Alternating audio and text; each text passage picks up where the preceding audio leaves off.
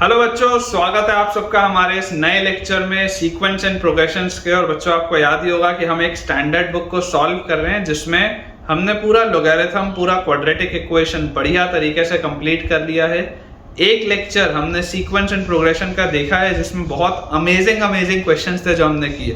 And believe me बच्चों, ये एक बहुत ही ज़बरदस्त बुक है जिसको अगर आप बनाएं तो आपके कंसेप्ट बहुत क्लियर हो सकते हैं। लेकिन हाँ, मैं ये बात जानता हूँ कि आप में से कई सारे बच्चे ऐसे भी होंगे जिनका थ्योरेटिकल कंसेप्ट थोड़ा सा कमज़ोर होगा। तो आपको ही बच्चों घबराने की कोई भी दिक्कत नहीं है। आप इस प्लेलिस्ट को रेफर करें। इस प्लेलिस्ट में मैंने वो सारे कंसेप्ट्स कवर किए हैं जो आपकी जेई की जर्नी के लिए आपके लिए रेलेवेंट है। तो आप अगर थ्योरी स्ट्रॉन्ग करना चाहते हैं तो प्लेलिस्ट का जो डिस्क्रिप्शन बॉक्स है उसमें आपको लिंक भी मिल जाएगा। वहां से आप पहले अपनी थ्योरी स्ट्रॉन्ग करें और दोबारा लौट के आए इस लेक्चर पे और सवालों की प्रैक्टिस मेरे साथ स्टार्ट करें। लास्ट लेक्चर में बच्चों हमने एक्सरसाइज 1 में 4 क्वेश्चन बनाए थे।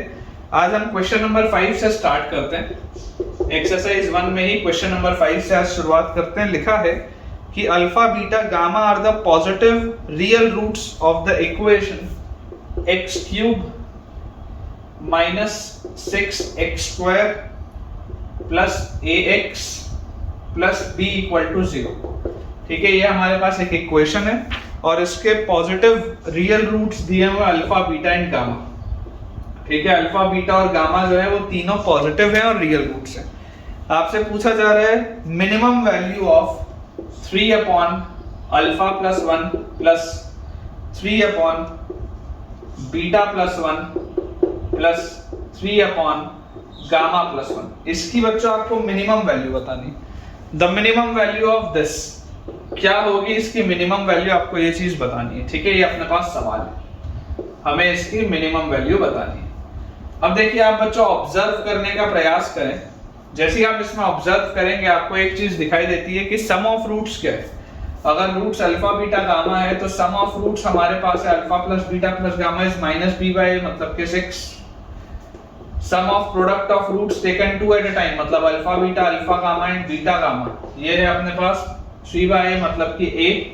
And product of roots which is alpha beta gamma, ये है माइनस d बाय मतलब कि माइनस b। ये अपने पास चीजें दी हुई। ठीक है, अब मुझे इसकी मिनिमम वैल्यू बतानी है। आप एक बात ऑब्जर्व करें कि ये जो पूरी क्वांटिटी होगी, ये पूरी क्वांटिटी तो पॉजिटिव होगी। ये वाली भी जो क्वांटिटी होगी ये भी पॉजिटिव होगी। ये वाली जो क्वांटिटी होगी ये भी पॉजिटिव होगी, क्योंकि अल्फा बीटा गामा अपने आप में पॉजिटिव है। तो पॉजिटिव नंबर्स के लिए तो यार मैं जानता ही हूं कि arithmetic mean greater than equal to harmonic mean मैं लगा ही सकता हूं। AM, GM, HM का जो कंसेप्ट होता है प्लेलिस्ट में आप रेफर करके देखें, आपको समझ में आएगा। AM हमेशा HM या उससे बड़ा होता है हार्मोनिक मीन से। तो आप इसको देखो किस तरीके से लिख सकते हो। आप लिख सकते हो अरिथमेटिक मीन मतलब 3 by alpha plus 1 plus 3 by beta plus 1 plus 3 by gamma plus 1। ये हमेशा किससे बड़ा होगा? This will be greater then, ये देखो यहाँ पे इनका तीनों का सम डिवाइडेड बाय 3। ये 3 टर्म्स हैं डिवाइडेड बाय 3। ये पूरी चीज will always be greater than equal to आ जाएगा आपके पास 3 divided by 3 by alpha plus 1। यहाँ पे 3 बाय अल्फा प्लस 1 नहीं आएगा, ये आएगा आपके पास alpha plus 1 by 3 plus beta plus 1 by 3 plus gamma plus 1 by 3। इसका रेसिप्रोकल आता है, इसका रेसिप्रोकल नीचे आता है। ठीक है, ये चीज आती है। तो जैसे ही हम बच्चों ये रिजल्ट लिखेंगे तो यहां से देखिए 3 by alpha plus 1 plus 3 by beta plus 1 plus 3 by gamma plus 1। This will be greater than equal to, मेरे पास क्या आएगा, ये 3 इधर ले जाओ तो 3 into 3 कितना हो गया 9। और ये तीनों के नीचे 3 है, इसको भी ऊपर ले जाओ तो एक और 3 आ गया। और नीचे अपने पास क्या लिखा है, alpha plus beta plus gamma और 1 प्लस 1 प्लस 1, ये अगेन 3 आ गया। ये अपने पास चीज आ गई। तो ये आपके पास ग्रेटर देन इक्वल टू क्या आ जा रहा है, 9 into 3 27 by alpha plus beta plus gamma. Alpha plus beta plus gamma is 6 plus 3, मतलब ये पूरी चीज is greater than equal to, हमारे पास ये क्या आ जाएगा यहाँ से 27 बाय 9 is 3। मतलब कि A और B से तो कोई फर्क ही नहीं पड़ रहा है। ये जो A और B लिखा हुआ है दिस इज इररिलेवेंट, इसका कोई काम नहीं है सवाल में। आपके पास आ गया कि ये जो पूरा एक्सप्रेशन आपने लिखा था, इस एक्सप्रेशन की वैल्यू हमेशा 3 या उससे बड़ी होगी। इसकी वैल्यू 3 के बराबर कब होगी? जब ये तीनों टर्म्स इक्वल हो जाएंगे, मतलब जब रूट्स इक्वल होंगे तो इसकी मिनिमम वैल्यू 3 होगी, अदरवाइज इसकी वैल्यू हमेशा ही 3 से बड़ी होगी। तो ये अपना आंसर बच्चों होना चाहिए। क्विकली एक बार अपन इसको चेक कर लेते हैं अपने आंसर को। तो बिल्कुल बच्चों मुझे ठीक दिख रहा है, आंसर बिल्कुल सही है। बी ऑप्शन में 3 लिखा हुआ है, which is the right answer. Next बच्चों अपने पास दिया हुआ है क्वेश्चन नंबर 6। अगेन एक बहुत ही अच्छा सवाल है। इसमें लिखा है कि आपके पास A1 से लेकर A10 तक अरिथमेटिक मीन्स है, 10 अरिथमेटिक मीन्स है बिटवीन 5 एंड 35। मतलब 5 और 35 के बीच में आपने A1, A2, A3 ऐसा करके 10 अरिथमेटिक मीन इंसर्ट किए। 5 और 35 के बीच में आपने 10 अरिथमेटिक मीन इंसर्ट किए। आपसे पूछा जा रहा है then the maximum value of A1 into A2 into A3 से लेकर A10 का जो प्रोडक्ट होगा, इसके प्रोडक्ट की आपसे बच्चों मैक्सिमम वैल्यू पूछी जा रही है। ये अपने पास क्वेश्चन, ठीक है, इसके प्रोडक्ट की हमसे मैक्सिमम वैल्यू पूछी जा रही है। What will be the maximum value of this product? अब देखिए अरिथमेटिक मीन का कंसेप्ट क्या होता है। अरिथमेटिक मीन का मतलब बहुत सिंपल सा बच्चों ये होता है कि ये जो सारे टर्म्स होंगे, ये सारे टर्म्स एपी में होंगे। सबसे पहली बात तो ये। अब ऑल्दो अरिथमेटिक मीन का एक रिजल्ट और होता है, लेकिन अगर आपको वो रिजल्ट ना भी याद हो तो कोई दिक्कत नहीं है। देखिए अपन अगर बच्चों इसका सॉल्यूशन देखें, मान लीजिए मैं आपको बोलता हूं कि आप मुझे A1 से लेकर A10 तक का सम बताइए। मान लीजिए मैंने आपको बोला कि आप मुझे A1 से लेकर A10 तक का सम बताइए। तो इसका जो डायरेक्ट तरीका होता है, डायरेक्ट तरीका क्या होता है कि आप इसको लिख सकते हैं 10 इंटू 10 टर्म्स है तो 10 into first term plus last term, मतलब 5 प्लस 35/2। ये डायरेक्ट इसका रिजल्ट होता है ना। तो यहां से 40 आ जाएगा और 40 इंटू 5 तो ये आ जाएगा 200। लेकिन अगर मान लीजिए किसी को ये रिजल्ट ना याद कि total number of terms multiplied by first term plus last term by 2, अगर आपको याद ना हो तो कोई दिक्कत की बात नहीं। आप इसको नॉर्मली ऐसे सोचिए कि ये टोटल कितने टर्म्स है। ऑल्टरनेटिवली अगर मैं सोचूं तो टोटल ये 12 टर्म्स है। A1 से A10 तक ये 10 टर्म्स और 5 और 35 टोटल 12 टर्म्स है। अगर मुझे इस पूरे के पूरे 12 टर्म्स का सम निकालना होता तो मैं आपको क्या बोलता कि 5 प्लस A1 प्लस A2 से लेकर प्लस A10 प्लस 35, तो इसकी वैल्यू अपने पास किसके बराबर आती है? 12 टर्म्स की वैल्यू आती है n/2 into first term plus last term, तो first term plus last term आ जाता है ये चीज अपने पास। तो यहां से ये कटता तो ये देखो अपने पास कितना आता 35 और 5 40 इंटू 6 240 आता। और इस 240 में से ये मैं 5 और 35 अगर हटा देता, ये 5 और 35 जो मैंने यहाँ लिखा है अगर मैं ये हटा देता तो देखो वही तो आ जाता ना वापस 200 ही तो आ जाता। A1 से A10 तक का सम 200 ही तो आ जाता जो मैंने डायरेक्टली लिखा है। कभी भी आपके पास देखिए जब पॉजिटिव नंबर्स दिए हो क्लियरली 5 और 35 के बीच में तो पॉजिटिव नंबर्स हैं। मैक्सिमम और मिनिमम वैल्यू जब भी पूछी जाती है AM GM HM का कंसेप्ट दिमाग में आना चाहिए। तो यहां से मैं देखिए क्या बोल सकता हूं, मैं ये बोल सकता हूं कि ये जो 10 टर्म्स हैं इनका जो अरिथमेटिक मीन होगा वो 100% greater than equal to geometric mean होगा। अब इस केस में मैंने ज्योमेट्रिक मीन क्यों पकड़ा? क्योंकि ये मल्टीप्लिकेशन वाली चीज है, तो मल्टीप्लिकेशन वाली चीजें में GM आता है। तो अरिथमेटिक मीन मतलब आप बोल सकते हैं A1 प्लस A2 से लेकर A10 तक डिवाइडेड बाय 10। 10 टर्म्स है तो divided by 10। This will always be greater than equal to A1 into A2 से लेकर A10 तक। इन 10 टर्म्स का product raise to the power 1/10। ये 10 टर्म्स का sum divided by 10 will always be greater than equal to इन 10 terms का product raise to the power 1/10। तो देखो ये 10 टर्म्स का सम कितना है? ये 10 टर्म्स का सम आपके पास आ रहा है 200। तो this is 200/10 is always greater than equal to A1 A2 से लेकर A10 तक रेज टू द पावर 1/10। तो यहां से आपके पास आ गया 20 और अगर मैं दोनों साइड पावर 10 रेज कर दूं तो 20 raise to the power 10 is always greater than equal to A1 A2 A3 and so on till A10 इसका प्रोडक्ट। तो क्लियरली आप देख सकते हैं कि ये जो 10 टर्म्स का प्रोडक्ट है जो आपसे पूछा भी जा रहा है, ये 10 टर्म्स का प्रोडक्ट हमेशा ही 20 रेज टू द पावर 10 या उससे छोटा है, कभी उससे बड़ा नहीं हो सकता। 20 रेज टू द पावर 10 के बराबर या उससे छोटा होगा। तो क्लियरली आपके पास इसकी बच्चों जो मैक्सिमम वैल्यू आएगी answer will be 20 raise to the power 10। ये अपने पास इसका आंसर होना चाहिए। चेक एक बार इसको कर लेते हैं। तो बिल्कुल बच्चों ये ठीक दिख रहा है। अगेन बी ऑप्शन में 20 रेज टू द पावर 10 लिखा हुआ है, which is the right answer. अब अगला बच्चों जो सवाल है क्वेश्चन नंबर 7, बिल्कुल वही सवाल हमने लास्ट लेक्चर में भी किया था, बस देखो थोड़ा सा सवाल डिफरेंट हो गया। आपके पास बोला गया है कि Sn जो है वो n टर्म्स का सम है, जहां पर Sn आपके पास लिखा हुआ है 3/1 cube plus 5/1 cube plus 2 cube plus 7/1 cube plus 2 cube plus 3 cube, और इस तरीके से हमारे पास ये n टर्म्स तक दिया हुआ है ना। Sn मतलब ये n टर्म्स तक का हमको सम दिया हुआ है। आपको बोला जा रहा है कि अगर S50 की वैल्यू है लैम्डा इंटू 2600 डिवाइडेड बाय 2601, अगर S50 की ये वैल्यू है तो हमें बच्चों लैम्डा की वैल्यू बतानी है। ये हमारे पास सवाल है कि हमें लैम्डा की वैल्यू बतानी है। बिल्कुल यही सवाल हमने लास्ट लेक्चर में भी किया था, उसमें इनफाइनाइट टर्म्स का सम पूछा गया था, जिसका शायद आंसर 4 या 1/4 कुछ ऐसा था। देखिए अगर आप बच्चों इसको सॉल्व करेंगे, तरीका मैंने आपको सिखाया है कि इस तरीके का अगर मेरे पास कभी भी n टर्म्स का सम हो तो सबसे पहले मुझे जनरल टर्म लिखना चाहिए।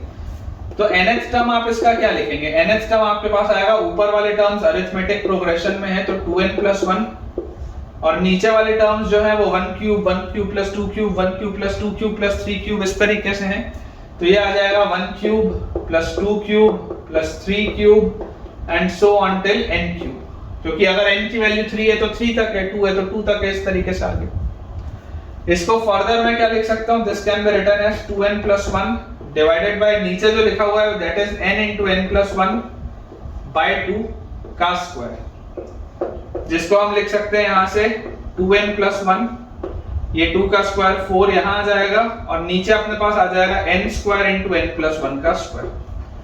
और इसमें मैंने आपको जो टेक्निक बताई थी, वो टेक्निक मैंने आपको क्या बोली थी कि आप Tn को लिख लीजिए 4 * n + 1 का square minus n² divided by n² * n + 1 का स्क्वायर। ये मैंने आपको तरीका बताया था। तो यहां से देखिए क्लियरली हम क्या लिख सकते हैं, Tn की हम वैल्यू को लिख सकते हैं 4 जब n + 1 का स्क्वायर डिवाइडेड बाय आप ये करेंगे तो this will be 1/n² minus 1 by, इससे इसको डिवाइड करेंगे तो n + 1 का स्क्वायर। ये आपके पास चीज आएगी, ठीक है। ये अपन ने लास्ट लेक्चर में भी देखा था, सेम चीज अपन ने लास्ट लेक्चर में भी डिराइव की थी। अब जैसे ही बच्चों मुझे Tn आ गया तो Sn क्या होगा? देखो T1 आप लिखोगे, T1 विल बी 4 * 1/1² माइनस 1/2²। फिर T2 हम लिखेंगे 4 * 1/2² माइनस 1/3²।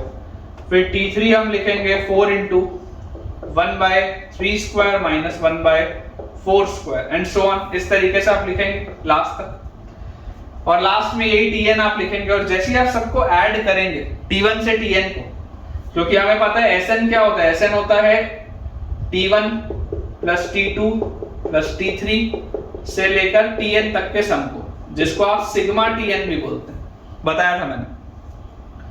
तो ऐड करने में मुझे दिखता है कि ये तो इस टर्म्स में ऐसे टर्म्स कटेंगे, तो मेरे पास बचेगा क्या? मेरे पास आ जाएगा Sn will be equal to यहां पर 4 मल्टीप्लाइड बाय फर्स्ट टर्म 1 बचेगा माइनस लास्ट टर्म यहां वाला बचेगा, दैट विल बी 1/n + 1 का स्क्वायर। ये अपने पास चीज आएगी। जैसे ये Sn हमारे पास निकल के आया, अब आपसे बोला जा रहा है S50, तो S50 की वैल्यू मेरे पास क्या आ जाएगी? 4 * 1 - 1/50 + 1 मतलब 51 का स्क्वायर। ये चीज आ गई। 51 का देखिए स्क्वायर बच्चों अगर हम निकालें तो 51 मल्टीप्लाइड बाय 51 कितना होता है? 1 * 1 1 1 * 5, तो 5 मल्टीप्लाइड बाय 5 * 1 5, और यहाँ पे आ गया 25।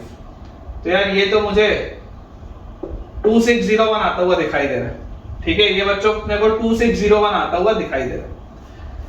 तो इसको आप लिख सकते हैं S50 = 4 * 1 - 1/2601। जैसे ही अब आप इसको सॉल्व करेंगे तो ये 2601 माइनस 1 मतलब 2600 बाय 2601, तो this is 4 into 2600 divided by 2601। अब कंपेयर करो S50 को अगर आप इससे कंपेयर करोगे तो क्लियरली आपको जो आंसर आता हुआ दिखेगा वो क्या आएगा, 4 आएगा। क्लियरली बच्चों जो आंसर मुझे आता हुआ दिखेगा दैट विल बी 4। एक बार चेक करते हैं। तो क्वेश्चन नंबर 7 का बच्चों जो आंसर है वो बिल्कुल सही है, 4 दिया हुआ है in the C option and this is the right answer. So बच्चों अब आज के लेक्चर का जो लास्ट क्वेश्चन अपने पास दिया है क्वेश्चन नंबर 8, उसमें लिखा है कि consider the equation 3x raised to the power 4 minus 18x cube plus px square minus 8qx plus 3q is equal to 0। ये अपने पास एक इक्वेशन दिया है। बोला जा रहा है the equation has only positive real roots, मतलब इसके जो 4 रूट्स होंगे, मान लेते हैं x1 x2 x3 x4, तो ये चारों रूट्स पॉजिटिव भी हैं और रियल भी हैं। देखो जब भी पॉजिटिव और रियल की बात हो AM GM HM दिमाग में लेके जाओ, क्योंकि वो सिर्फ पॉजिटिव नंबर्स पे लगता है। तो इसके चारों रूट्स पॉजिटिव हैं और रियल हैं ऐसा बोला जा रहा है। तो आपसे पूछा जा रहा है कि P by Q की क्या वैल्यू होगी, then the value of P by Q। ठीक है, ये अपने पास सवाल है। अब देखिए आप ऑब्जर्व बच्चों करिए कि अगर ये इसके चारों रूट्स पॉजिटिव हैं और रियल हैं, तो पहली बात जो मुझे समझ में आती है कि सम ऑफ रूट्स जो होगा, सम ऑफ रूट्स वो होता है माइनस बी बाई ए, तो माइनस बी बाई ए मतलब 18/3, तो सम ऑफ रूट्स तो 6 आता हुआ दिखाई देता है। उसके बाद होता है sum of product of roots taken 2 at a time, तो आप बोल सकते हैं sigma x1 x2, sum of product of roots taken 2 at a time sigma x1 x2, ये आपके पास आ जाएगा minus B by C by मतलब कि p बाई 3। फिर आपके पास आएगा sum of product of roots taken 3 at a time, ये आपके पास आएगा minus B by C by minus D by मतलब this will be 8q by 3। And finally आपके पास आएगा product of roots which is x1 x2 x3 x4, तो product of roots अपने पास आएगा minus B by C by minus D by E by मतलब 3q by 3 will be q। ये अपने पास देखो चीज आएगी। ये सारा जो थ्योरी ऑफ इक्वेशन जो मैंने आपको प्लेलिस्ट में सब कुछ कवर कराया, आप एक बार देखें। अगर आपको थोड़ा भी समझने में प्रॉब्लम आ रही है अच्छे से इसको देखें। अब जैसे बच्चों हमने ये चीज कर ली, अब मेरे दिमाग में एक सवाल आता है कि यार मुझे P by Q को निकालना है।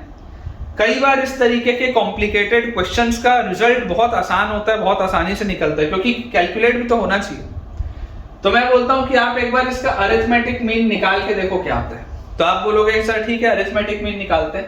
अरिथमेटिक मीन इसका आ जाएगा x1 plus x2 plus x3 plus x4 bye 4, ये इसका अरिथमेटिक मीन होगा। तो ये अपने पास आ गया 6/4 मतलब कि 3/2 के बराबर, कोई दिक्कत की बात नहीं।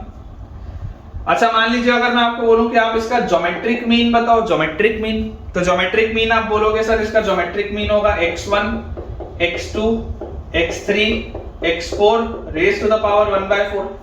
तो इन सबका जो प्रोडक्ट है ये q है, तो सर ये तो q की पावर 1/4 आ रहा है, इससे तो सर कोई फायदा होता हुआ नहीं दिखता। या चलो अगर ये आ रहा है तो फिलहाल इसको लिख के रखते हैं, देखते हैं फिर क्या होता है। अगर मैं आपको बोलूं कि इसका चलो हार्मोनिक मीन भी निकाल लेते हैं, बहुत फुर्सत है हमारे पास, हार्मोनिक मीन भी निकालते हैं। तो इसका हार्मोनिक मीन क्या होगा, हार्मोनिक मीन होगा 4/1/x1 plus 1/x2 plus 1/x3 plus 1/x4। इनका रेसिप्रोकल करते हैं ना नंबर्स का, थोड़ी देर पहले मैंने आपको बताया था। कंफ्यूज नहीं होना है, बहुत सारे बच्चे कंफ्यूज हो जाते हैं। तो this will B 4 divided by, देखो यहां पर आपके पास क्या आएगा, यहां पर आपके पास आएगा सिग्मा x1 x2 x3 और डिवाइडेड बाय आपके पास आएगा x1 x2 x3 x4। इसको मैं ऊपर ले जाता हूं x1 x2 x3 x4। जैसे आप सॉल्व करेंगे ये चीज आपके पास आएगी, सब पढ़ा है अपन ने। तो यार ये मेरे पास देखो कितना आ गया, 4 into x1 x2 x3 x4 is 4q divided by, नीचे अपने पास लिखा हुआ है sigma x1 x2 x3। Sigma x1 x2 x3 आपके पास कितना है, सिग्मा x1 x2 x3 आपके पास है 8q/3। तो 8q/3, तो 3 को ऊपर ले जाते हैं, q से q गया, 4 से ये गया 2, तो यार ये तो हार्मोनिक मीन भी 3/2 आ गया, तो गजब हो गया। बहुत ही जबरदस्त सवाल, स्टार लगा लो इसमें। इस सवाल में देखो आपको P और Q की इंडिविजुअल वैल्यू नहीं पता है, लेकिन आप ये देख रहे हैं कि अरिथमेटिक मीन और हार्मोनिक मीन सेम आ गया। अरिथमेटिक मीन और हार्मोनिक मीन सेम आ गया। इसका मतलब क्या है? इसका सिर्फ और सिर्फ एक मतलब है कि all the roots must be same. All the roots must be same. Arithmetic mean और हार्मोनिक मीन या अरिथमेटिक मीन और ज्योमेट्रिक मीन जब भी इक्वल हो जाएं तो उसका सिर्फ एक मतलब होता है कि जरूर सारे रूट्स सेम होंगे। तो जो आप यहाँ पर चार अलग अलग रूट लिख रहे हैं x1 x2 x3 x4, इसका मतलब क्या हो गया कि सारे रूट्स x1 है। और अगर सारे रूट्स x1 है मतलब कि 4x1 जो सम ऑफ रूट्स होता है, सम ऑफ रूट्स की वैल्यू है 6। तो यहाँ से आपके पास x1 की वैल्यू कितनी आ जाएगी? 6/4 मतलब 3/2। सम ऑफ रूट्स आपके पास कितना आ जाएगा? 3/2। सॉरी, आपके पास ये जो आएगा एक रूट आएगा वो कितना आएगा? 3/2 आएगा आपके पास एक रूट। ठीक है, अगर एक रूट आपके पास बच्चों 3/2 आ गया तो p की वैल्यू क्या होनी चाहिए? p की वैल्यू आपके पास यहां से देखो, आपको बोला हुआ है sigma x1 x2। Sigma x1 x2 की वैल्यू p/3 है और प्रोडक्ट ऑफ रूट्स आपके पास q है। तो अगर आपके पास चारों रूट सेम है तो ये तो आपके पास क्या लिखा हुआ है? ये आपके पास लिखा हुआ है 3/2 रेज़ टू द पावर 4। ठीक है, ये आपके पास लिखा हुआ है 3/2 रेज़ टू द पावर 4, जो किसकी वैल्यू है? q की वैल्यू। और ये आपके पास जो लिखा हुआ है, ये आपके पास लिखा हुआ है 3/2 का स्क्वायर। और ये टोटल कितने टर्म्स होंगे? x1 x2 x1 x3 x1 x4 x2 x3 x2 x4 और x3 x4, टोटल 6 टर्म्स होंगे। तो इंटू 6 सब हम पढ़ के आए, इसलिए मैं थोड़ा सा स्पीड अप कर रहा हूं। तो यहां से बच्चों आप देख सकते हैं कि p की वैल्यू आपके पास आ जाएगी 18 इंटू 3/2 का स्क्वायर, क्योंकि ये 3 इधर आ जाएगा। और q की वैल्यू आपके पास आ जाएगी 3/2 रेज़ टू द पावर 4। और जैसे ही आप p/q करेंगे तो ये 3/2 का स्क्वायर इससे कैंसिल आउट होगा, तो यहाँ एक स्क्वायर वाला टर्म बचेगा। तो this will B 18 divided by 3 का स्क्वायर 9 और बाय 2 का स्क्वायर है तो वो 4 ऊपर। 9 2 से 18 होता है, 2 into 4 8। ये अपना आंसर होना चाहिए बच्चों। Final answer will B 8। यहाँ पर लिख देते हैं अपन 8 इज द फाइनल आंसर। बहुत ही बढ़िया सवाल है, स्टार लगा के रखेंगे। कोई भी डाउट होगा तो कमेंट में पूछेंगे। तो इसके साथ बच्चों हम अपने आज के लेक्चर के एंड पे पहुंच चुके हैं। 4 बेहतरीन सवाल आज हमने किए हैं। और अगर आपको अच्छा लगा हो तो जल्दी से इस वीडियो को लाइक करें, चैनल को सब्सक्राइब करें। और जो भी आपका फ्रेंड सर्कल है जिसमें जेईई एस्पिरेंट्स हैं, चाहे वो 11th के हों, 12th के हों या ड्रॉपर बच्चे हों, सबसे इस वीडियो को और इस चैनल को शेयर करें ताकि उनकी पढ़ाई बहुत बढ़िया तरीके से हो पाए। Thank you.